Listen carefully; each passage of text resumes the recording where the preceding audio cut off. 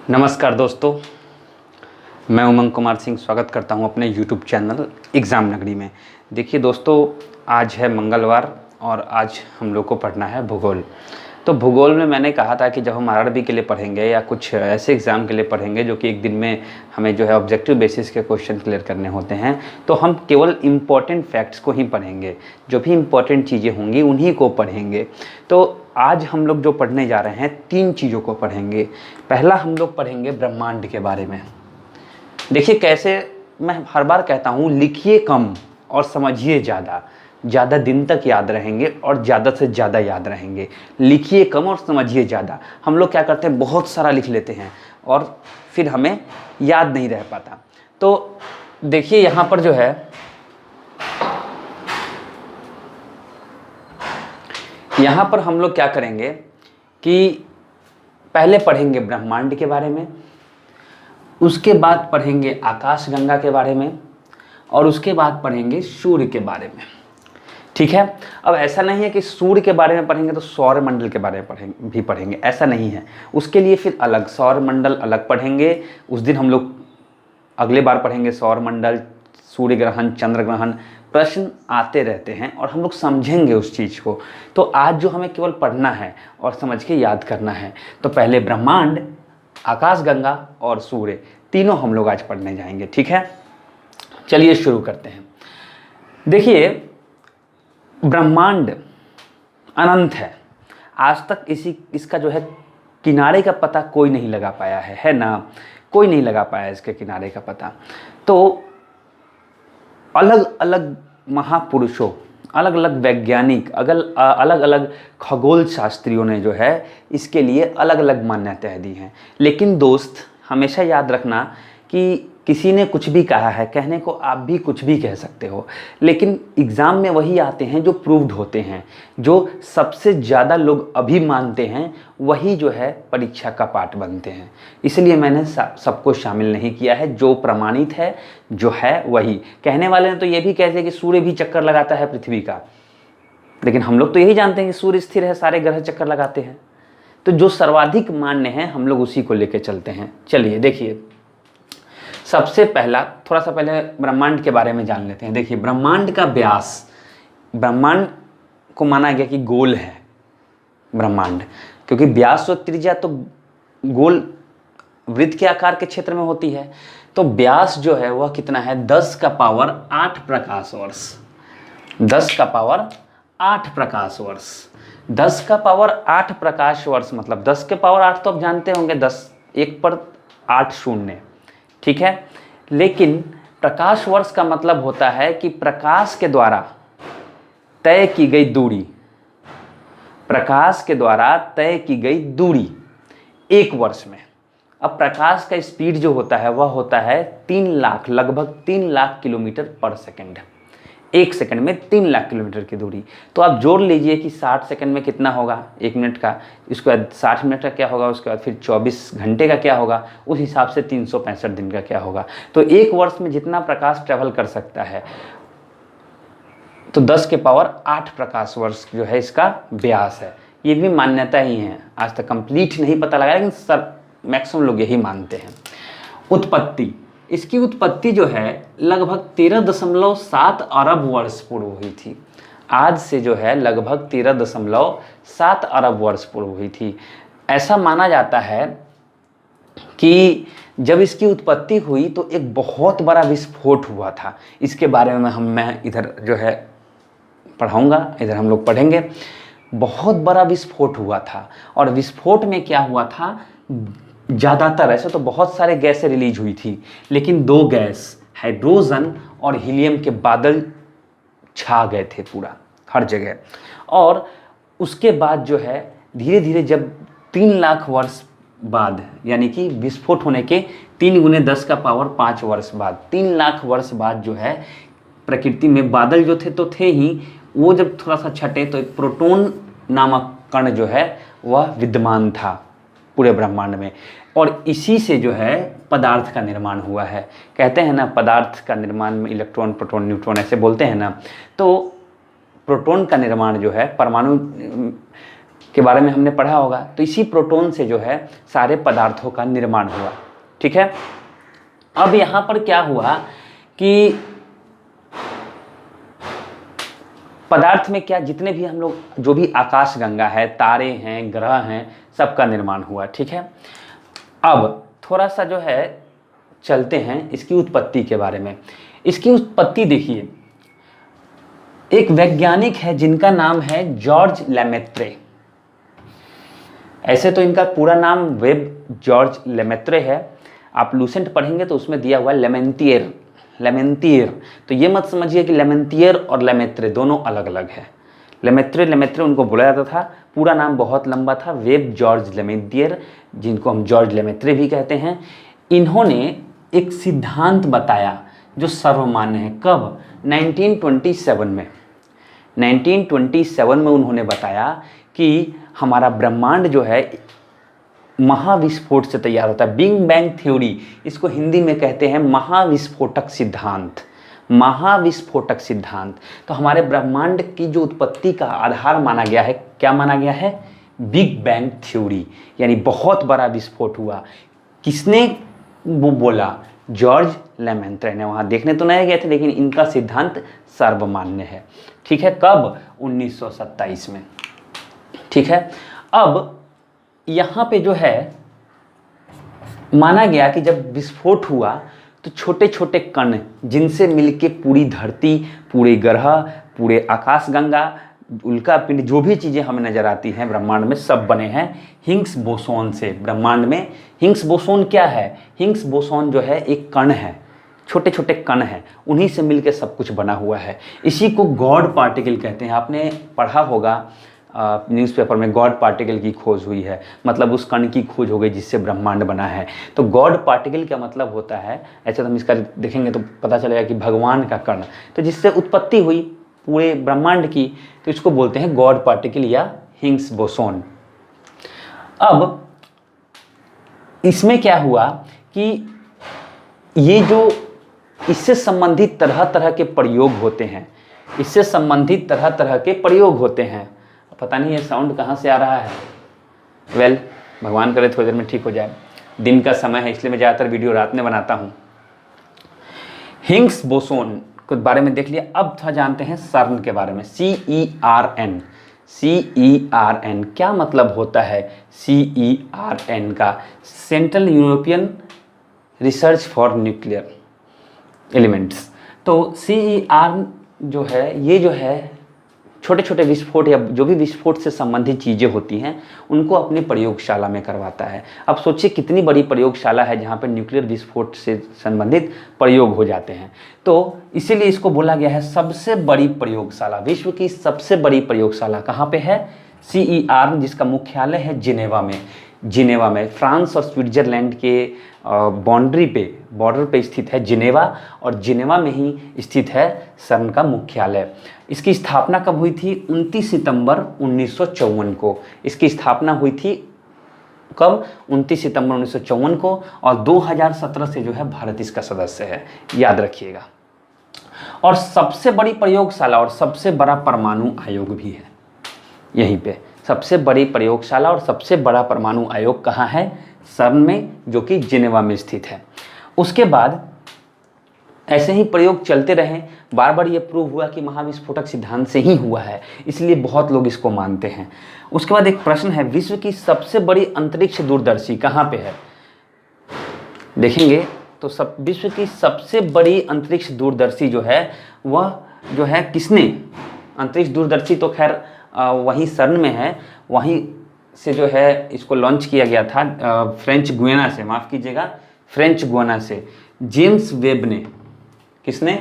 James Webb ने बनाया था विश्व की सबसे बड़ी अंतरिक्ष दूरदर्शी। और किसके सहयोग से बना था? तो CSA और नासा। CSA मतलब होता है Canada space agency, Canada space agency, और नासा के सहयोग से जो है 2018 में फ्रेंच गुयाना से जो है एक सबसे बड़ी अंतरिक्ष दूरदर्शी को जो है प्रक्षेपित किया गया था। सबसे बड़ी अंतरिक्ष दूरदर्शी, और उसका नाम भी यही रखा गया था, जेम्स वेब अंतरिक्ष दूरदर्शी। इसका पूरा नाम क्या था? जेम्स वेब अंतरिक्ष दूरदर्शी। ठीक है, पूरा नाम जेम्स वेब अंतरिक्ष, क्योंकि जेम्स वेब ने इसे बनाया था और इसे CSA और नासा के सहयोग से जो है फ्रेंच गुयाना से 2018 में इसे प्रक्षेपित किया गया था। उसके बाद थोड़ा सा ब्रह्मांड के बारे में चलते हैं। और चीज़, ब्रह्मांड के अध्ययन को बोलते हैं खगोलीय विज्ञान। ब्रह्मांड के अध्ययन को क्या बोलते हैं? खगोलीय विज्ञान। इंग्लिश में कभी कभी इंग्लिश में भी आता है, इसको बोलते हैं एस्ट्रोनॉमिकल साइंस। तो खगोलीय विज्ञान, आज भी खगोलीय विज्ञान हमारे लिए बहुत ही इंटरेस्टिंग और बहुत सारी संभावनाओं से भरा हुआ है। थोड़ा सा कुछ वैज्ञानिक के बारे में जानते हैं जिनके द्वारा दिए गए जो सिद्धांत है वो अभी मान्य है। निकोलस कॉपरनिक्स ने बताया कि पृथ्वी की जो दैनिक गति होती है और वार्षिक गति, तो दैनिक गति जो होती है वो पृथ्वी के घूर्णन के कारण होती है। मतलब पृथ्वी घूर्णन मतलब क्या होता है? पृथ्वी देखिए ऐसे ऐसे घूम रही है, ऐसे ऐसे घूम रही है, ऐसे ऐसे घूम रही है, तो ये क्या है? दैनिक गति। पृथ्वी जो अपने अक्ष पर, मैं यहाँ अपने अक्ष पर मैंने अपने पैरों को टिका के खड़ा कर रखा है, मैं ऐसे घूम रहा हूँ, तो ये क्या है? ये मेरे अक्ष पे घूर्णन है, मैं हिल नहीं रहा हूँ, मैं अपने अक्ष पे घूर्णन कर रहा हूँ। तो अगर सूर्य यहाँ है और सूर्य के मैं चारों ओर चक्कर काट भी रहा हूँ और ऐसे ऐसे घूम भी रहा हूँ, तो जो हिस्सा मेरा सामने होगा वो क्या होगा? दिन और रात होगा। तो दैनिक गति, दिन और रात की गति, दैनिक जो स्थिति होती है वो दैनिक गति से होती है। और दैनिक गति मतलब सूर्य अपने अक्ष पे घूमता है, तो दैनिक गति, सूर्य अपने अक्ष पे घूमता है तो दैनिक गति होती है। और वार्षिक गति का मतलब होता है कि सूर्य ऐसे घूम रहा है, ऐसे करके, मतलब ऐसे नहीं घूम रहा है, ऐसे तो घूम ही रहा है, और ऐसे ऐसे चक्कर काट रहा है, ऐसे ऐसे, मतलब हिल रहा है वो खुद, ऐसे ऐसे भी घूम रहा है, ऐसे ऐसे ऐसे खुद घूम रहा है, और ऐसे ऐसे भी घूम रहा है, ऐसे ऐसे। देखिए, ध्यान दीजिए, ठीक है। तो ये वार्षिक गति हो गई और ये दैनिक गति हो गई, ठीक है। तो इन दोनों का सिद्धांत किसने दिया? निकोलस कॉपरनिक्स ने बताया कि जब पृथ्वी अपने अक्ष पे घूमती है तो दैनिक गति कही जाती है, और जब पृथ्वी सूर्य का चक्कर लगाती है तो वार्षिक गति कही जाती है। और इन्हें जो है आधुनिक खगोल शास्त्र का जनक कहा जाता है। किसको? निकोलस कॉपरनिक्स को। ये प्रश्न बहुत महत्वपूर्ण है, याद रखिएगा। वराहा मिहिर ने जो है 6ठी शताब्दी में, मतलब बहुत पहले, कॉपरनिक्स से भी 1000 पहले बता दिया था कि सूर्य जो है ग्रहों का केंद्र है, सभी ग्रह जो है सूर्य का चक्कर लगाते हैं। किसने बताया था? वराहा मिहिर ने। तो ये ब्रह्मांड से संबंधित कुछ महत्वपूर्ण प्रश्न थे जिनको जानना आपको आगे पढ़ने के लिए बहुत ही ज़रूरी है। चलिए आगे चलते हैं आकाशगंगा में। ये 3 × 10 के, ये जो आपने देखा था 3 लाख वर्ष के बाद जो है प्रोटॉन हुआ था, प्रोटॉन से सारी चीज़ों की उत्पत्ति हुई थी, उन चीज़ों में एक थी आकाशगंगा। तो अब हम पढ़ेंगे आकाशगंगा के बारे में। चलिए आइए चलते हैं आकाशगंगा के वीडियो की ओर। आइए दोस्तों, अब पढ़ते हैं आकाशगंगा। अभी तो हमने पढ़ा ब्रह्मांड के बारे में, अब हम पढ़ेंगे आकाशगंगा के बारे में, ठीक है। तो आकाशगंगा जो है, क्या है आकाशगंगा भाई? क्या आकाश में कोई गंगा बहती है? ऐसा कुछ नहीं है। आकाश में जो है तारों का, ग्रहों का, हर तरह के पिंडों का समूह होता है एक जगह, जो अपनी गुरुत्वाकर्षण की क्रिया या गुरुत्वाकर्षण बल के द्वारा एक दूसरे से को आकर्षित करते रहते हैं और एक निश्चित वेग में घूमते रहते हैं। तो ऐसी ऐसी अरबों आकाशगंगाएं हैं ब्रह्मांड में। तो आकाशगंगा जो है क्या है? तारों का विशाल पुंज है। आकाशगंगा क्या है? तारों का विशाल पुंज है। आकाशगंगा तारों का विशाल पुंज है। 98% जो है इसमें तारे हैं और 2% धूलकण है। मतलब जितने भी पिंड है इसमें, सब में जो है 98% केवल तारे हैं और 2% क्या है? धूलकण है। हमारा जो है, हमारा जो हम रहते हैं पृथ्वी जो है दुग्ध मेखला बोलते हैं या मिल्की वे बोलते हैं। जो हम जिस आकाशगंगा में रहते हैं उसको बोलते हैं मिल्की वे, ठीक है। और इसी आकाशगंगा में हम लोग रहते हैं। इसका आकार कैसा है? इसका आकार सर्पिला है। इसका आकार जो है सर्पिलाकार है। उसके बाद सबसे नज़दीकी आकाशगंगा जो है वह कौन है? एंडोमेंड्रा, जिसको हम लोग देवयानी बोलते हैं। मतलब देवयानी आकाशगंगा नज़दीकी सबसे कौन सा है? देवयानी आकाशगंगा, या जिसको बोलते हैं एंड्रोमेड्रा। यह भी जो है हमारे सबसे नज़दीक का आकाशगंगा है। सबसे ठंडा चमकीला कौन है? ओरियन नेबुला, यह क्या है? ये आकाशगंगा नहीं है, ये एक तारों का समूह है छोटा सा, ये हमारी आकाशगंगा के अंदर है। इसका नाम है ओरियन नेबुला। सबसे ठंडा है और सबसे चमकीला। हमारे आकाशगंगा का व्यास कितना है? 1,00,000 प्रकाश वर्ष। हमारे आकाशगंगा का व्यास कितना है? 1,00,000 प्रकाश वर्ष। साइरस या डॉग स्टार, यह जो है अगर हम बात करें सूर्य, तो सूर्य से भी जो है 20 गुना चमकीला है। सूर्य भी एक तारा है और ये हमारे आकाशगंगा में ही है, लेकिन इससे भी अधिक जो है 20 गुना चमकीला कौन सा है? साइरस या डॉग स्टार। और इसके चमकीले होने की वजह से रात में यह सबसे चमकीला दिखाई देता है। और सूर्य का सबसे निकटतम तारा कौन सा है? Proxima Centauri. तो ये दोनों टर्म सूर्य से संबंधित थे। सूर्य का सबसे निकटतम तारा कौन सा है? Proxima Centauri. बस ये एक परिचय है सूर्य के बारे में। हम लोग सौरमंडल और ग्रहण से संबंधित अगले वीडियो में पढ़ेंगे। आकाश ये नई चीज़ है। एक आकाशगंगा के समूह को, कई आकाशगंगा एक जगह जब होते हैं कुछ दूरी पे, तो इसके समूह को क्या बोला जाता है? Super cluster. अभी तक केवल एक ही सुपर क्लस्टर को खोजा गया है, देखा गया है, होगा भी तो अभी तक वैज्ञानिक देख नहीं पाए हैं। तो सबसे वृहद जो है सरस्वती, और सबसे नवीन ज्ञात में जो है सरस्वती नामक सुपर क्लस्टर, इसका नाम रखा गया है सरस्वती। तो ये थोड़े से टर्म थे आकाशगंगा के बारे में। ऐसे आकाशगंगा में जो तारे हैं, तारों के बारे में भी हम लोग पढ़ेंगे। अब हम लोग थोड़ा सा सूर्य के बारे में पढ़ेंगे, ठीक है? थोड़ा, क्योंकि पहले बेस जो है परिचय जानना बहुत जरूरी है, आखिर है क्या चीज़, उसके बाद उसके अंदर घुस के पढ़ने में मज़ा आता है। तो सूर्य के बारे में चलिए चलते हैं सूर्य की ओर। तो दोस्तों चलिए जानते हैं सूर्य के बारे में। सूर्य के बारे में हम लोग डायग्राम से भी जानेंगे किसी और एपिसोड में, किसी और क्लास में, कि कैसे सूर्य की संरचना होती है। इससे पहले सूर्य के बारे में कुछ महत्वपूर्ण तथ्य जान लेते हैं।